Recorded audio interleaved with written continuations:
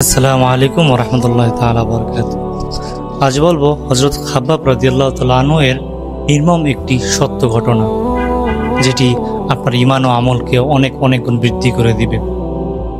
হযরত খাব্বাব ইবনে আরাত রাদিয়াল্লাহু তাআলা আনহু ছিলেন ইসলামের প্রথম যুগের সাহাবীদের মধ্যে একজন।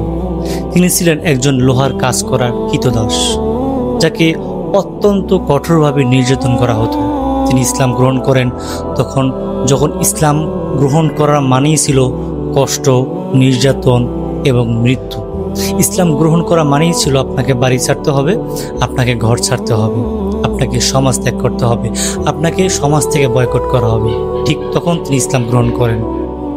আচ্ছা, ইসলাম গ্রহণ করার পর তার উপরে কি কি নির্মম অত্যাচার, নির্যাতন, জুলুম শুরু হয় সেটা কিঞ্চিত আলোচনা করছি।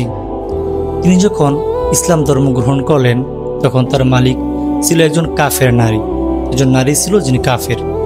তার উপর নেমে আসে পাষাণ নির্যাতন। তাকে লোহা গরম দিয়ে তার পিঠের ভিতরে দাগ দেওয়া হতো, তার পিঠে ছেঁকা দেওয়া হতো। খালি পাথুরে মাটিতে গরম লোহার টুকরো রেখে তার উপর চিৎ করে তাকে শোয়ানো হতো। যখন তাকে এই সমস্ত অত্যাচার করা হতো তখন তিনি বারবার বলতেন, আল্লাহ ছাড়া আর কারো কাছেই আমি মাথা নত করবো না, ইনশাআল্লাহ।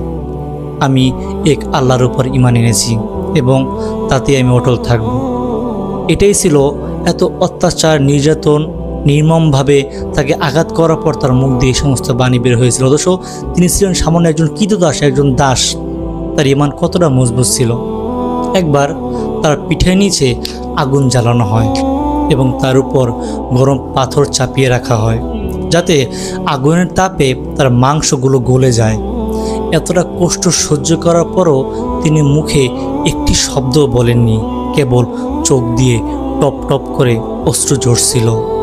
তখন সাহাবীরা তাকে জিজ্ঞেস করছিলেন, খাব্বাব, তুমি এত কষ্ট কিভাবে সহ্য করো? আমরা হলে তো কখনোই পারতাম না।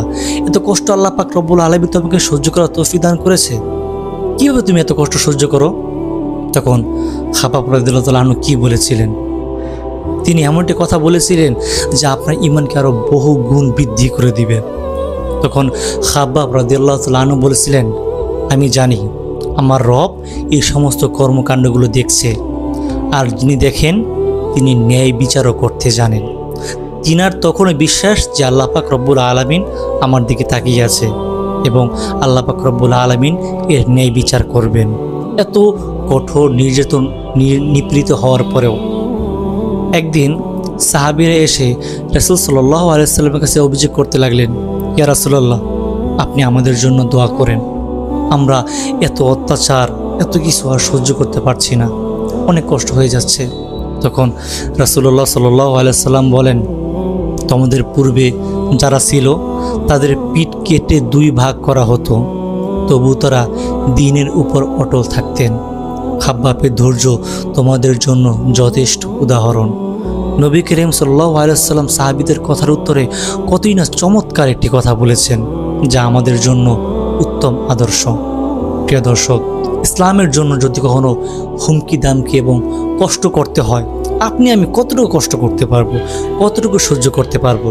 অথচ একজন গোলামের দিকে তাকান, একজন কৃতদাস, যার কিছুই নাই, যার দাম্ভিক অহংকার কিছুই নাই, তার কথা কতটা মজবুত ছিল। খাব্বাব রাদিয়াল্লাহু তাআলা আনহুর শেষ জীবনের সম্মান নিয়ে কিছু কথা বলছি। যিনি একসময় ছিলেন কৃতদাস, যার পিঠে ছিল পোড়া দগদগে ক্ষত, ঠিক সে মানুষটি পরে হয়ে ওঠেন ইসলামের একজন সম্মানিত শিক্ষক ও সাহাবী।